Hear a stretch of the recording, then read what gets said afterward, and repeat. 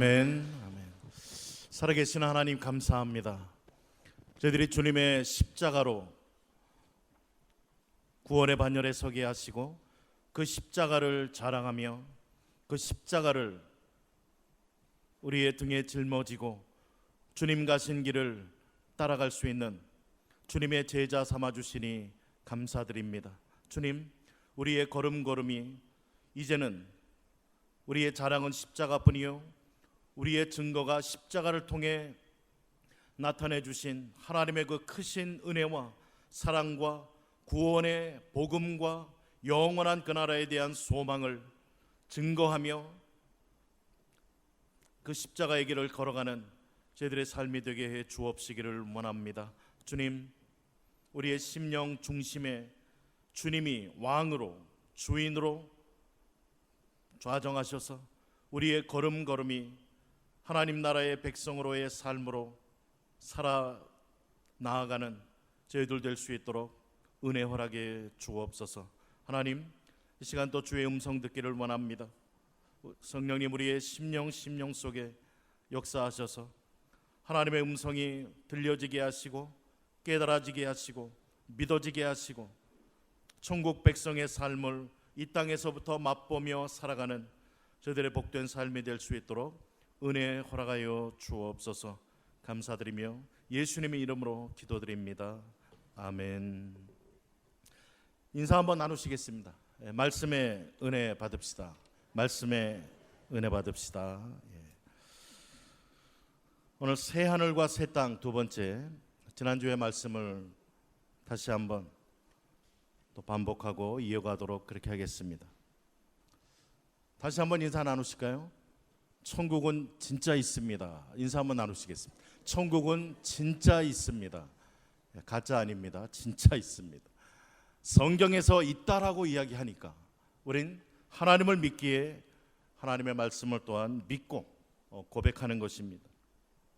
그러면서 성경은 그 나라는 사망도 질병도 근심도 눈물도 없는 새 하늘과 새 땅이라고 이야기를 해주고 있습니다. 상대적으로 이 세상은 사망과 아픔과 근심과 눈물의 땅임을 이야기하고 있습니다. 그러면서 이 땅은 곧 사라질 것이라고 이야기를 합니다. 그리고 우리가 기다리던 새 하늘과 새 땅이 오늘 본문에서 우리에게 이야기한 것처럼 반드시 속히 올 것이라고 말해주고 있습니다. 우리는 예수님을 믿고 새 하늘과 새 땅을 소망하면서 살아가는 그러한 자입니다. 이 땅을 행인과 나그네의 인생길로 살아가는 자들입니다. 그러므로 성경은 이 나그네의 인생길 가운데 눈에 보이는 이 땅과 하늘에 대한 기대를 버리면서 살아가야 될 것을 말해주고 있는 것입니다. 오늘 우리의 현실은 어떻습니까? 성경은 그렇게 이야기하지만 우리의 마음은 이 땅과 이 하늘에 대한 미련을 버리지 못합니다. 우리는 어찌하든지 세상이 좀 더 살기 좋은 그러한 곳이 되기를 소망하며 애를 씁니다. 그러나 막상 우리가 살고 있는 현실은 어떠합니까? 하나님께서는 노아 시대의 홍수 심판을 통해서 세상의 현실을 적나라하게 우리에게 보여주셨습니다. 하나님은 성도의 삶을 통해 사단의 권세 아래에 있는 이 세상의 변화가 아니라 도리어 세상이 얼마나 악하고 멸망받을 수 없는 곳인가라는 것을 드러내기를 원하셨다는 것입니다. 그리고 이 사단이 다스리는 세상은 결국 하나님의 영원한 심판으로 끝나고 만다라는 것을 알려주고 있는 것입니다. 그 결과가 오늘 본문에 나타나 있습니다. 그럼에도 불구하고 우리가 살고 있는 이 세상이 조금이라도 좋아지고 변화가 되었다라면 그것은 하나님의 은혜의 결과라는 고백을 드릴 수밖에 없는 것입니다. 이러한 어둡고 죄악 많은 세상 가운데에서도 하나님의 은혜가 여전히 역사하고 하나님의 성령이 운행하시기 때문에 오늘 그나마 이만큼 살 수 있는 나라가 되었다는 것입니다. 성경이 이야기하는 세상은 결국 다 없어질 것이라고 이야기를 합니다. 잠시 있다 사라지는 안개라고 우리의 인생을 성경은 말해주고 있습니다. 그러므로 세상 사람들이 붙들고 있는 이 모든 것들, 그것이 어떤 것들이 되든 간에 그것은 앞으로 다가올 새하늘과 새 땅에 비하여 다 옛것이 되고 만다는 것입니다. 하나님을 믿는 신앙인들은 이 세상을 살아가면서 이러한 옛것들, 세상과 하늘 아래 있는 이 모든 것들을 움켜쥐는 것이 아니라 도리어 놓아가고 내려놓고 포기하는 훈련을 해나가야 된다는 것입니다. 이영교 박사님이 쓰신 내려놓음, 그 다음에 더 내려놓음, 주님 앞에 갈 때까지 우리는 계속 내려놓는 연습, 이것을 해야만 됩니다. 나의 생명도 내려놓아야 되고 나의 자녀도 내려놓으셔야 되고 아무리 내가 힘들게 쌓아놓은 재물이라 하여도 내려놓을 준비, 왜냐하면 그것은 내 것이 아니기 때문에 그렇습니다. 이 땅을 살아가는 동안 하나님께서 우리에게 은혜로 맡겨주신 것, 그래서 청직이라는 이야기를 합니다. 우리는 청직이 그 이상이 아니라는 것입니다. 주님 부르시는 그날 우리는 언제가 됐든 우리에게 주어진 모든 것 다 내려놓고 가셔야만 됩니다. 새 하늘과 새 땅, 미래의 어느 날 성도들에게 주어질 그러한 공간적이고 장소적인 면 맞습니다. 그러나 거기에서 그치는 것이 아니라 요한계시록 마지막 장들이 우리에게 이야기해 주시는 것은 천국을 공간적인 시간적인 그러한 개념보다는 그곳에 들어갈 구원받은 성도들의 영광스러운 상태에 더 초점을 맞추고 있다는 것입니다. 하나님과 온전하고 풍성한 교제를 누리며 사는 그 상태를 말해주고 있는 것입니다. 우리가 잘 아는 성경 빌립보서 3장 20절에서는 우리의 시민권은 하늘에 있다라고 이야기를 해줍니다. 얼마나 우리에게 소망이 되어지는 말씀인지 모릅니다. 하나님 나라는 통치의 개념으로 이해가 되어집니다. 통치자, 절대 유일 주권자 되시는 하나님, 그 하나님께서 다스리시는 그 나라가 하나님의 나라인 것입니다. 사람이 어느 나라에 산다라는 것, 그 나라의 법과 질서를 쫓아 사는 것을 말합니다. 우리가 이 세상 나라에 속해 있을 때 세상의 법과 또한 세상의 질서인 나의 이익, 나의 힘, 이 원리에 의해 살아갑니다. 세상을 보면 힘 있는 자가 이기는 그러한 세상, 힘 있는 자가 모든 좋은 것들을 다 누리는 세상, 힘 있는 자가 자신들이 원하는 모든 것들을 이루고야 마는 세상으로 이 세상은 그렇게 정의가 되어집니다. 그러나 이제 우리는 하나님의 아들의 나라로 옮겨졌다라고 성경은 이야기를 합니다.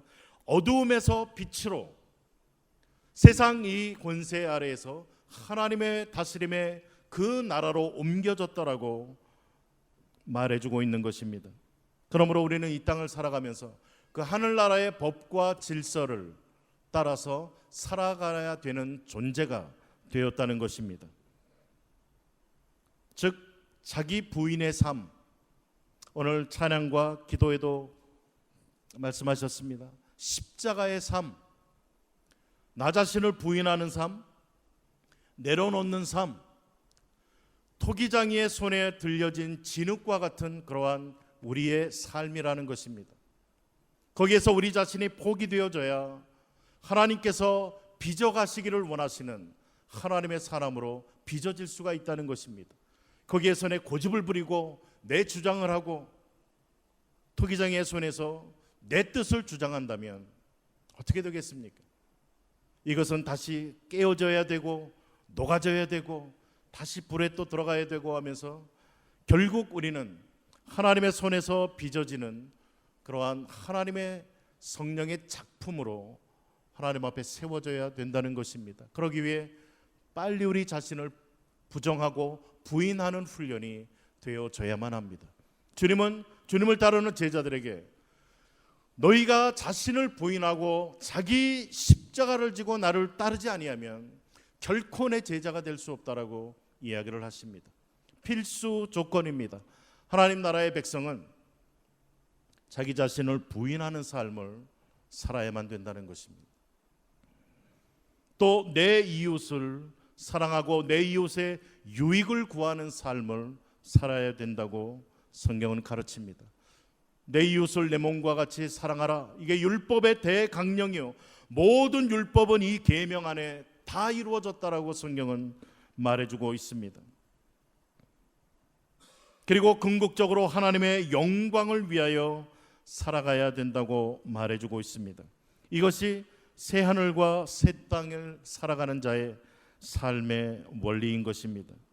이러한 삶을 이 땅에서 우리가 잘 살아갈 수만 있다면 성경이 천국에 대해 우리에게 이야기하는 것처럼 참된 평화와 행복과 기쁨을 맛보면서 누리면서 살아갈 수가 있다는 것입니다. 이러한 자들에게는 더 이상 상대적인 빈곤에 시달리지 않습니다. 상대적인 부끄러움 때문에 슬퍼하지 않습니다.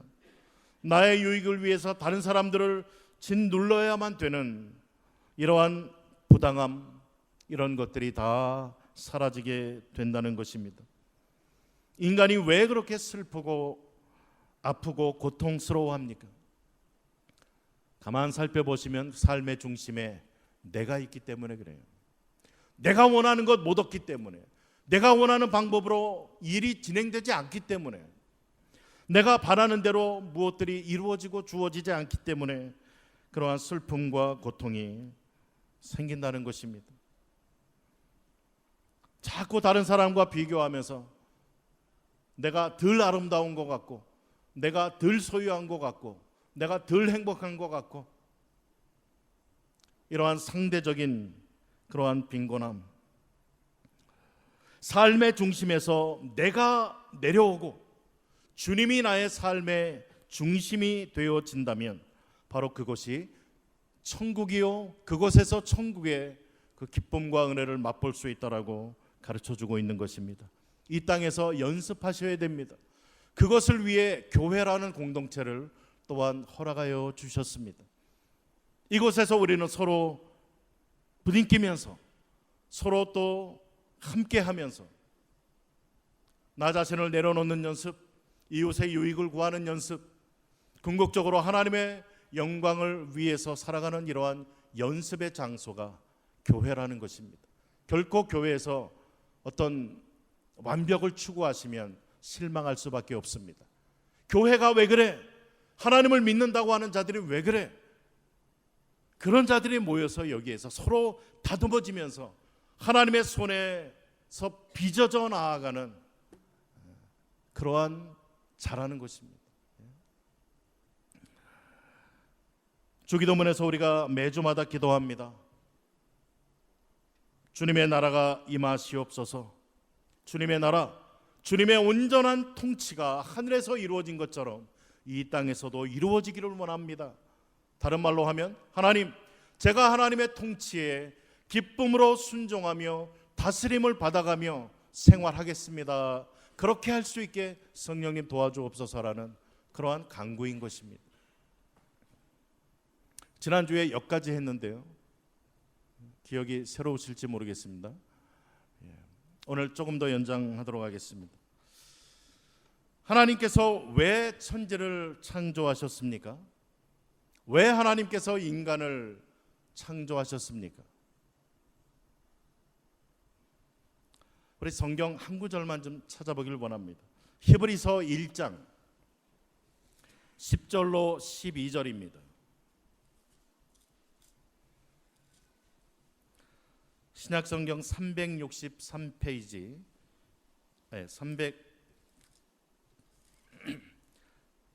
354페이지, 3-4페이지입니다. 히브리서 1장 10절로 12절.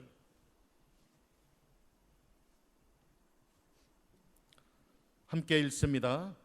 또 주여, 태초에 주께서 땅에 기초를 두셨으며 하늘도 주의 손으로 지으신 바라. 그것들은 멸망할 것이나 오직 주는 영존할 것이요 그것들은 다 옷과 같이 낡아지리니 의복처럼 갈아입을 것이요 그것들은 옷과 같이 변할 것이나 주는 여전하여 연대가 다함이 없으리라 하였나이다. 아멘. 세상이 왜 창조되었다고요?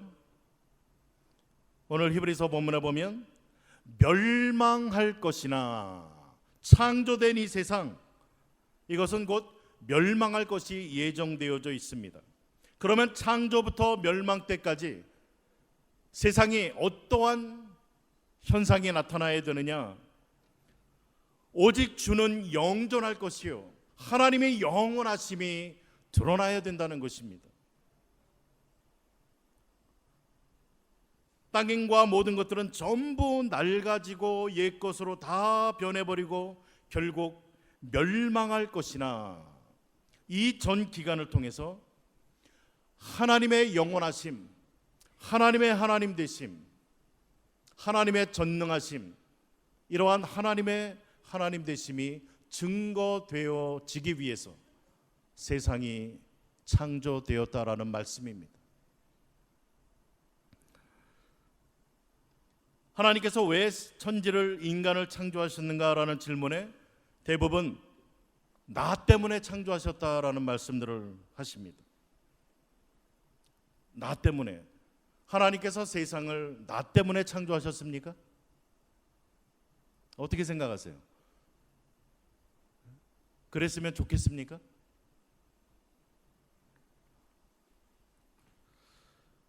인간을 만물의 영장이라고 누가 이야기했습니까? 타락 전에는 그랬습니다. 하나님께서 사람에게 세상 모든 피조물들을 다스리고 보호하고 그렇게 하도록 맡기셨습니다. 그러나 인간이 타락한 후에 인간처럼 자연을 파괴하고 창조물을 해치는 존재들이 어디에 또 있습니까? 하나님께서는 왜 이 천지를 창조하셨는가? 답은 간단합니다. 하나님의 영광을 위해서, 하나님을 위해 창조했다라는 것이 성경의 가르침입니다. 그래서 구약 성경 내내 내 이름을 위하여, 나를 위하여 창조했다라는 말이 반복이 되어집니다. 특별히 이사야서 43장 7절에서는 내 이름으로 불려지는 모든 자, 곧 내가 내 영광을 위하여 창조한 자를 오게 하라. 그를 내가 지었고 내가 만들었느니라 라고 이야기해주고 있습니다. 온 세상은, 그리고 세상 모든 사람은 하나님을 찬양하고 하나님 영광 드러내기 위해서, 하나님의 하나님 되심을 드러내기 위해 창조되었다라고 성경은 가르쳐주고 있습니다. 철학의 존재론에 보면 살아있는 존재라는 것은 고정된 상태가 아니고 다 변화되는 상태를 이야기를 합니다. 꽃이 그대로 있지 아니하고 1분, 5분, 10분, 20분 지나면서 변화되어집니다. 그 본질은 그대로 있습니다. 그러나 상태는 계속 끊임없이 변한다는 것을 우리는 잘 알고 있습니다. 하나님의 하나님 되심, 하나님의 신성이 드러나는 곳이 바로 천지라는 것입니다. 로마서 1장 20절에 말합니다. 창세로부터 그의 보이지 아니하는 것들, 곧 영원하신 능력과 신성이 그가 만드신 만물에 분명히 보여 알려졌나니 그러므로 그들이 핑계하지 못할지니라. 분명하게 이야기하고 있습니다. 보이지 아니하는 하나님의 신성, 하나님의 하나님 되심, 이것이 만물에 분명히 드러났다라고 말합니다. 꽃은 그 꽃의 특징을 이렇게 드러냅니다. 피고 또 지고 하면서 세상의 모든 것들은 다 그 자체가 변화되어지면서 하나님을 드러내는 그러한 역할을 잘 감당하고 있습니다. 하나님의 신성의 충만함을 받은, 구원받은 저와 여러분들은 어떻습니까? 하나님께로부터 받은 그 하나님의 하나님 되심의 그 은혜, 거룩하심, 사랑, 오래 참으심, 영원하심, 이러한 하나님을 우리가 드러내는 이러한 삶을 살아야만 된다는 이야기입니다. 나에게서부터 하나님의 이러한 속성들이 증거되어지고 나타나야만 되는 것입니다. 나에게 부어진 하나님의 형상, 나에게 부음받아진 하나님의 사랑, 이해할 수 없는 하나님의 은혜, 이러한 것들이 반사가 되어져야만 된다는 것입니다. 이렇게 반사되어지는 것을 우리는 하나님의 영광이라고 말합니다. 하나님의 영광. 그리고 이렇게 하나님의 모습이 비춰지고 증거되어지는 이것을 찬양이라고 합니다. 찬양. 하나님의 하나님 되심의 이 성품들, 그래서 로마서 11장 36절에 보면 이는 만물이 주에게서 나오고 주로 말미암고 주에게로 돌아감이라 그에게 영광이 세세에 있을지어다 라고 말을 해주고 있습니다. 그러므로 천지창조의 주인공은 하나님이십니다. 그리고 천지창조의 목적은 하나님을 위해서입니다. 천지만물은 하나님의 영광을 드러냅니다. 찬양합니다. 구원받은 우리 인간 역시 그 역할을 위해 존재한다는 사실을 잊지 마셔야만 됩니다. 사람은 하나님의 성품을 드러내는 것이 사람의 존재 의미입니다. 여러분의 삶의 모습을 통해 얼마나 하나님의 모습이 반사되고 있습니까? 얼마나 하나님의 거룩하심이 드러나고 있습니까? 얼마나 하나님의 은혜로우심이 증거되고 있습니까? 얼마나 하나님의 사랑하심이 전해지고 있습니까? 우리의 삶의 목적이 여기에 있습니다. 이 땅에서 우리가 편안하게 기쁘게 잘 먹고 잘 사는 데 있지 않습니다. 거기에 있지 않아요. 그러면서 창세기 1장 28절에 소위 문화명령이라고 하는 그러한 축복의 말씀이 주어집니다. 생육하고 번성하여 땅에 충만하라, 땅을 정복하라, 다스리라 라고 하면서 이러한 축복과 명령을 주십니다. 생육하고 번성하여 어떻게 하라고요? 더욱더 하나님의 영광을 돌리는 자들이 많아지게 하라라는 이야기입니다. 이 창조의 목적대로 살라고 주님은 말씀하십니다. 등불이 많으면 많을수록 더 환해지는 것처럼 하나님을 믿는, 하나님의 영광 위에 살아가는 사람이 더욱더 많아지면 많아질수록 그 하나님의 하나님 되심을 증거하고 드러내며 살아가라라는 말씀입니다. 이렇게 인간은 원래 자기를 위해서 사는 존재가 아닌 것입니다. 인간이 타락함으로 말미암아 이기적인 존재가 되었습니다. 그래서 모든 죄로 말미암아 관계들이 다 깨어졌습니다. 자연재해가 왜 일어납니까? 인간의 타락과 함께 저주를 받아 자연이 자기가 있어야 될 자리에 있지를 않습니다. 지진이 일어나고 쓰나미가 일어나고 왜 바다의 물이 땅으로 덮쳐야 되고 땅이 갈라지고 무너지고 왜 이렇습니까? 인간의 죄와 함께 타락 때문에 그렇다는 거예요. 인간의 보호와 다스림을 받아야 되는 짐승들이 왜 사람을 공격합니까? 창조 질서가 다 깨져버리고 만 거예요. 정말 우리는 우리의 삶의 목표를 다시 한번 점검해 보아야만 됩니다.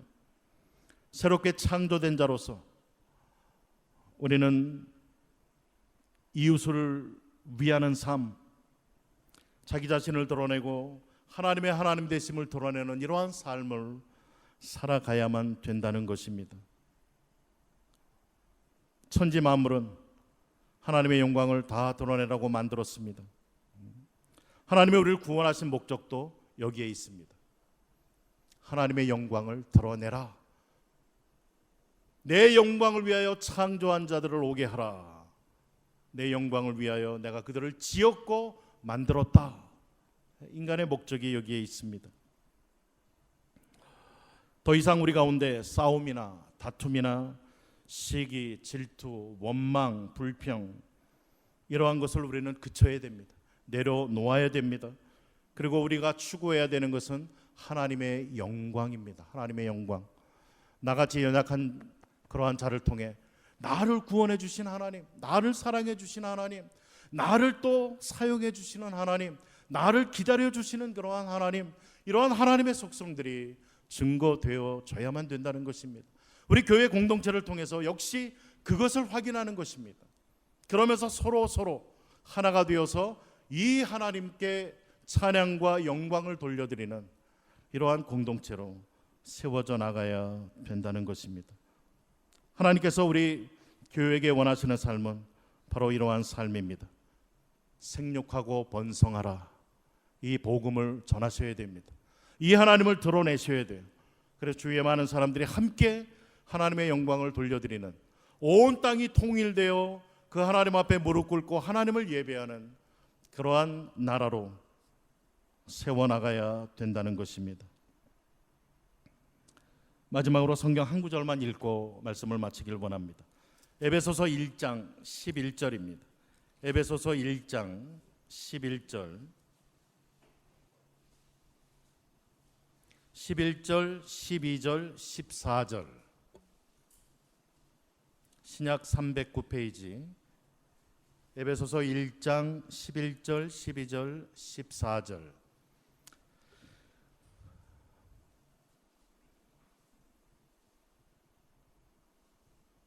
같이 읽겠습니다.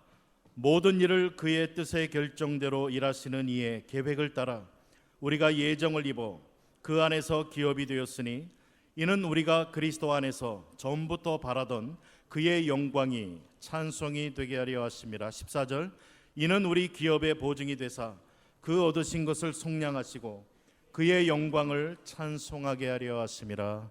아멘.